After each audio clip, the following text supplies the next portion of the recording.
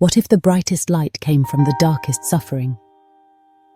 In the tapestry of human history, there are stories that shine with a quiet, unwavering brilliance. Stories that remind us of the extraordinary power of faith, love, and surrender.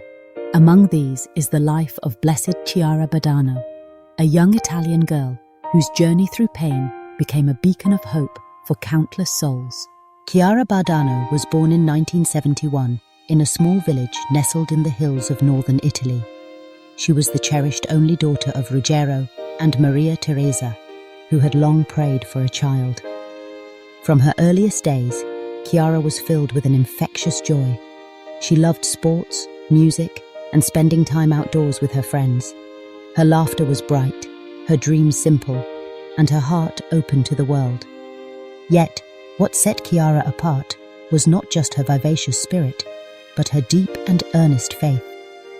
She became involved with the Focolare movement, a Catholic community devoted to unity and love.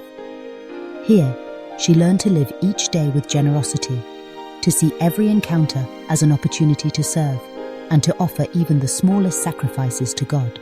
Life seemed full of promise for Chiara, until at 17, everything changed. She felt a piercing pain in her shoulder while playing tennis. At first, she thought it was a minor injury, but the ache persisted, growing sharper and more relentless. The diagnosis came: osteogenic sarcoma, a rare and aggressive form of bone cancer. For most, such news would have brought despair, anger, or fear. For Chiara, it was the beginning of a new journey, a journey into the heart of suffering. As the illness advanced, Chiara faced a series of painful treatments, surgeries, chemotherapy, the slow loss of her physical abilities. She lost her hair, her strength, and eventually, even her ability to walk. Yet through it all, she never lost her radiant smile. When her mother wept beside her, Chiara would gently say, "If this is what you want, Jesus, so do I." Her room, once filled with the sounds of music and friends, became a sanctuary of peace and acceptance. She refused painkillers as much as she could, choosing instead to offer her suffering as a gift to God. "I have nothing left," she said, "but I still have my heart, and I can give it to Jesus." It was not that Chiara was immune to pain or fear. There were moments when the weight of her cross pressed heavily upon her. Yet, in those moments, she turned her gaze upward, finding strength in her relationship with Jesus. For Chiara, suffering was not an enemy to be vanquished, but a mystery to be embraced. She understood that holiness is not about age or strength, it's about surrender. Even in weakness, God's glory can shine.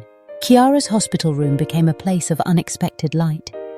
Nurses and doctors, friends and family, all remarked on the peace and joy that seemed to radiate from her. She took time to encourage her friends, to comfort her parents, and to pray for others who were suffering. She wrote notes, drew pictures, and smiled through her pain. "I don't ask Jesus to come and take me to heaven," she once said. "I don't want to give him the impression that I don't want to suffer anymore. I want to share in his cross as long as he wishes." In her final months, as her body grew weaker, her spirit grew stronger. She prepared carefully for her wedding, her meeting with Christ. She chose a white dress, asked for the room to be filled with flowers, and expressed her wish for her funeral to be joyful, a celebration of love. On October 7th, 1990, Chiara Badano peacefully breathed her last, surrounded by those who loved her most. Her final words to her mother were simple and profound. "Be happy, because I am happy." She left this world at the age of 18, but her legacy endures as a testament to hope, courage, and faith. What does Chiara's story teach us? She reminds us that suffering, when embraced with love, becomes powerful testimony.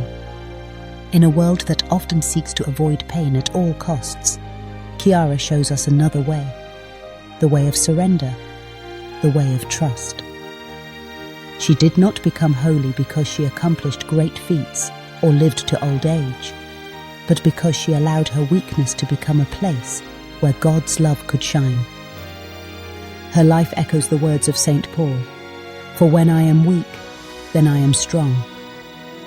In her surrender, Chiara became strong beyond measure.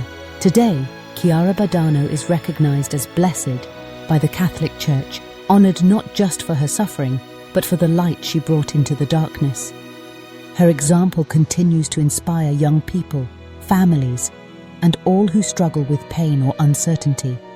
She reminds us that no matter how great our trials, we can offer them with love. "I have nothing left, but I still have my heart, and I can give it to Jesus." These words ring out as an invitation to each of us to live our struggles not with despair, but with hope, not with bitterness, but with gratitude. As you reflect on Chiara's life, consider this. What if your own darkest moments could become a source of light for others? What if, in your weakness, you could find a strength greater than your own? Chiara's story is not just about her, but about all of us. It is a call to trust, to surrender, and to believe that even the smallest acts of faith can change the world. So today, let us remember Chiara Badano. Let us honor her memory by facing our own challenges with courage, by comforting those who suffer, and by choosing to offer our hearts, even when all else is lost. For in the end, it is not the length of our days, but the depth of our love that matters most. And in that love, suffering is transformed. It becomes a gift, a light, a blessing that endures beyond all pain. Be happy, because I am happy. May these words echo in our hearts, guiding us through every trial, and reminding us that true joy is born not in the absence of suffering, but in the embrace of faith, hope, and love.